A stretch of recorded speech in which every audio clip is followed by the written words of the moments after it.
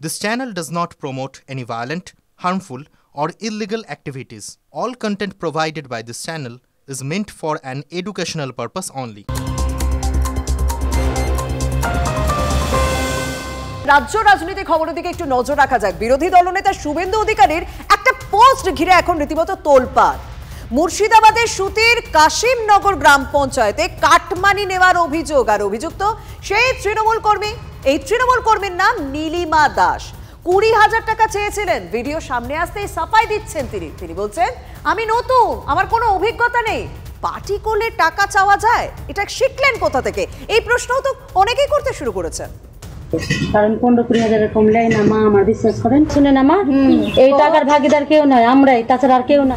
রবিবার সকাল সকাল সোশ্যাল মিডিয়া শুভেন্দু অধিকারী একটি পোস্ট করেছেন।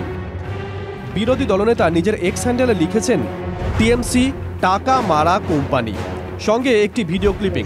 কারণ 15-20,000 কম লেয় না মা, আমার বিশ্বাস করেন, আমি আপনাকে ঠকতেও আসিনি, মিথ্যা কথা বলতেও আসিনি। শুনলেন, 20,000 টাকা কমে নিই না, আবাস যোজনায় কমিশন।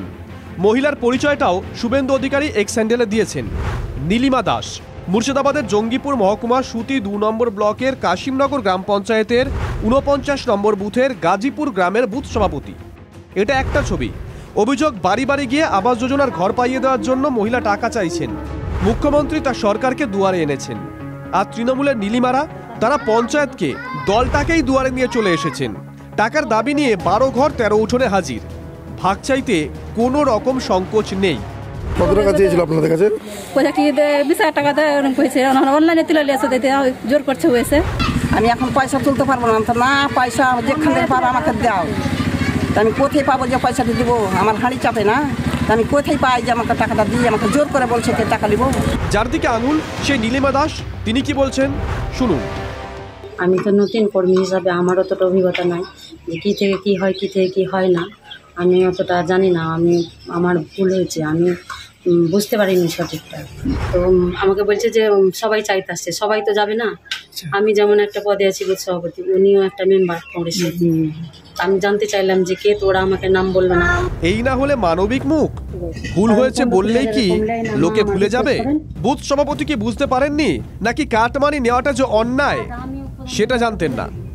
তাহলে জানতেন কি কাটমানিটা তাদের অধিকার, হক? এটা তো দিদি বলে দিয়েছে না যে আমি এদিক থেকে টাকা দেবো, তুমি এদিক থেকে টাকা কেটে খাও, সরকারি টাকা মেরে খাও।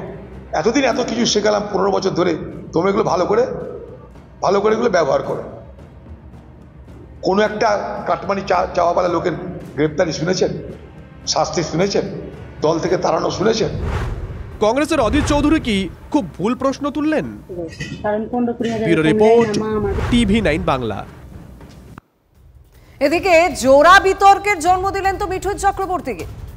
একদিকে বাংলাদেশ দেখে পশ্চিমবঙ্গবাসীকে শিক্ষা নেওয়ার কথা বললেন, সেই একতার বার্তাতেও কোথাও ধোঁয়াশা রইল। অন্যদিকে গোষ্ঠীদ্বন্দ্বে লকেটের হার এ কথা বলে অস্বস্তিতে ফেললেন নিজের দল বিজেপিকে। মুচকি হাসছে তৃণমূল, এমনকি পশ্চিমবঙ্গে অতিক্ষীণ কংগ্রেস শিবির থেকেও ভেসে আসছে টিকা টিপ্পণী। একটা কথা বলতে পারি যে কেন্দ্রীয় নেতৃত্ব কিন্তু প্রচুর পাশে দাঁড়িয়েছিলেন। এটা কিন্তু আমরা সবাই বলবো যে যারা যারা লড়েছে, আমার মনে হয়, আমার দিক থেকে বলবো। লোকসভা নির্বাচনে হেরে একথাই বলেছিলেন লকেট চট্টোপাধ্যায়। কেন্দ্রীয় নেতৃত্ব পাশে দাঁড়িয়েছে, একথা এত জোর দিয়ে বলার মানে কি?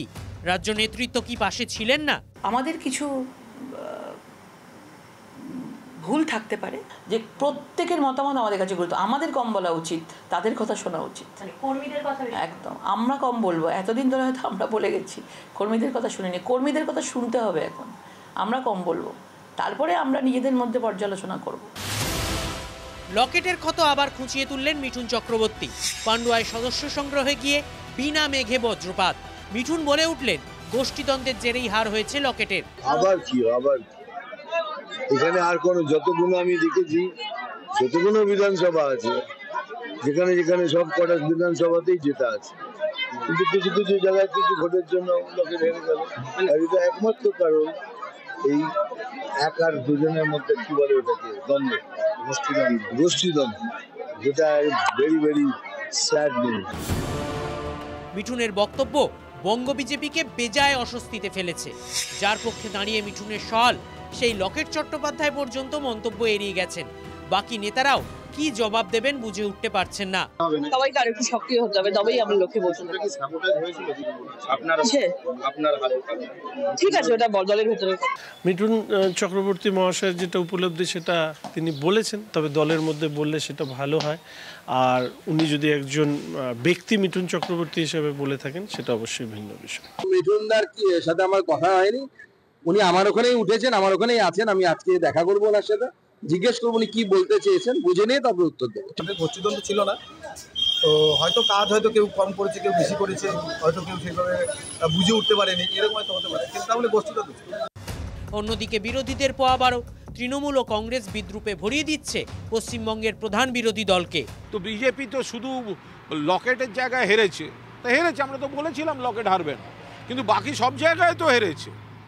আজকে মিঠুন চক্রবর্তীরা যত তৃণমূলের সঙ্গে বিশ্বাসঘাতকতা করেছেন, যত কুৎসা করেছেন, এই দলবদলু সুবিধাবাদী বিশ্বাসঘাতকরা যত বেশি করে তৃণমূলের কুৎসা করতে আসবেন, মমতা ব্যানার্জিকে আক্রমণ করতে আসবেন, তত বিজেপি হারবে। না তো দিলীপ ঘোষের মতো লোককে দুর্গাপুরে দেওয়ার তো কোনো মানে হয় না, যে মেদিনীপুরের এমপি ছিল। আরও অনেক গল্প আছে হয়তো তাদের দলে। এখন গোষ্ঠীদ্বন্দ্বের দিন তো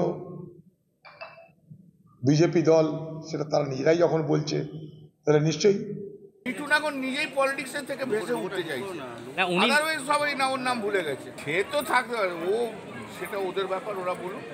মিঠুন ফিঠুন কোনো রাজনীতিতে ফ্যাক্টর নাই। মিঠুনদা কখনো নকশাল, কখনো খ্যাকশিয়াল, কখনো তৃণমূল, কখনো বিজেপি, কখনো সর্ষে ফুল। মিঠুনদার কোনো ঠিক ঠিকানা নেই। লকে ঠেলেছে বিজেপির অনৈতিক কারণে। আচ্ছা, এটা সবাই জানে।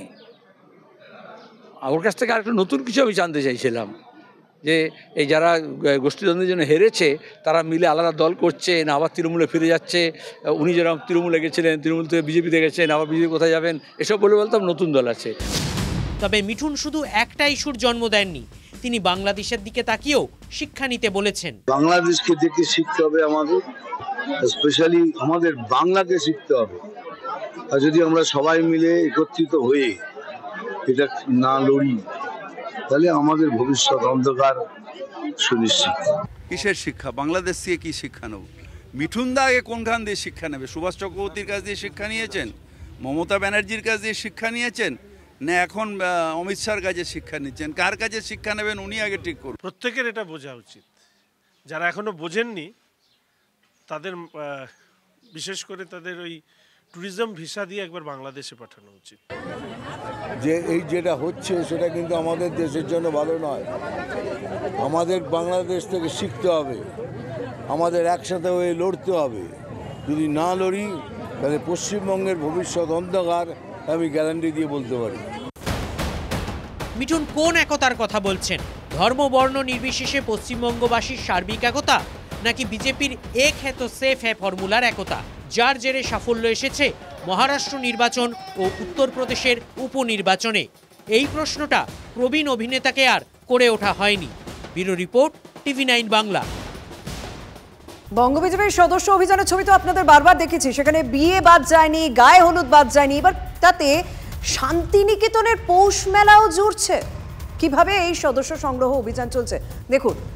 5 বছর পরে শান্তিনিকেতনের পূর্বপল্লীর মাঠে পৌষ মেলার আয়োজন করেছে বিশ্বভারতী, আর সেই মেলা প্রাঙ্গণে আরো বেশি করে মানুষের কাছে পৌঁছতে সদস্য সংগ্রহ অভিযান শিবির করেছে ভারতীয় জনতা যুব মোর্চা। আমার সঙ্গে রয়েছেন সহকর্মী প্রদীপ্ত। শান্তিনিকেতনের পৌষ মেলা যা শেষ হয় খ্রিস্ট উৎসব দিয়ে, সেখানেও রাজনীতি, সেখানেও বিজেপির সদস্য সংগ্রহ অভিযান, ঠিক কিরকম বিষয়টা? দেখো, বিজেপির যে সদস্য সংগ্রহ অভিযান তার চিত্র খুব একটা এখনো পর্যন্ত আশাব্যঞ্জক নয়। অন্তত বিজেপির কেন্দ্রীয় নেতৃত্ব একাধিকবার বঙ্গ বিজেপি নেতৃত্বের ভূমিকা নিয়ে প্রশ্ন তুলেছেন। মাত্র আর 8-10 দিন বাকি রয়েছে সময়সীমার। 31শে ডিসেম্বর এই সদস্য সংগ্রহের অভিযান এর কাজ শেষ হবে। ফলে তার আগে একেবারে খড়কুটোর মতো বিজেপি আঁকড়ে ধরতে চাইছে, এবং সে কারণেই যেহেতু পৌষ মেলার আগামীকাল উদ্বোধন রয়েছে এবং সেখানেও বিজেপি জনতা যে যুব মোর্চা অর্থাৎ যুব সংগঠন রয়েছে তারাও স্টল, অভিযান, শিবির করবে, যাতে ওখানে যে সমস্ত মানুষজন আসছেন এবং একটা বড় অংশের মানুষজনের জমায়েত হবে, ফলে সেখানেও যাতে সদস্যতা করা যায়, যতটুকু বেশি করা যায়, সেই কারণে এই কর্মসূচি তারা নিচ্ছেন। আগামীকাল সন্ধ্যে 6টা থেকে সেই শিবির খুলে যাবে। ধন্যবাদ। মাদ্রাসায় জঙ্গি কার্যকলাপের এপিসেন্টার সেই প্রমাণ নেই দাবি ফেরহাদ হাকিমের। একই সঙ্গে তার মন্তব্য, মাদ্রাসা হোক বা জঙ্গল, যারা অন্যায় করে তারা সব জায়গাতেই অন্যায় করবে।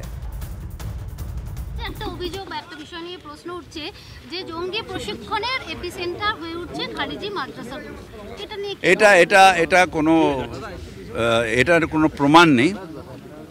আমাদের এখানে যে মাদ্রাসা আছে সেই মাদ্রাসায় ধর্মশিক্ষা এবং এমনি শিক্ষা, মানে কি বলে ওটাকে, মানে আমাদের যে শিক্ষা আর কি, ইংলিশ, বাংলা, হিস্ট্রি, জিওগ্রাফি, এই শিক্ষা হয়। এরকম কোনো, এগুলো হচ্ছে কমিউনাল ট্যাগ দিয়ে দেওয়া। যারা অন্যায় করবে, সে মাদ্রাসার মধ্যে হোক আর জঙ্গলের মধ্যে হোক আর স্কুলের মধ্যে হোক, তারা অন্যায় করবে। আর যারা ধর্মচর্চা করবে, শিক্ষায় অগ্রগতি করবেন, সে যেখানেই করবে তাকে স্বাগত। আমার মনে আছে এই প্রসঙ্গটি প্রথম পশ্চিমবঙ্গে ভেসে উঠেছিল তৎকালীন মুখ্যমন্ত্রী বুদ্ধদেব ভট্টাচার্য মহাশয় এগুলোকে বন্ধ করবার নির্দেশ দিয়েছিলেন। আমি এই জন্য বারবার করে বলি যে এখানকার সিপিএম বামপন্থীরা আসলে সংখ্যালঘু মৌলবাদ, যদি সেই অর্থে বলা যায় মুসলিম মৌলবাদের ধারক এবং বাহক হিসাবে পশ্চিমবঙ্গে কাজ করছে।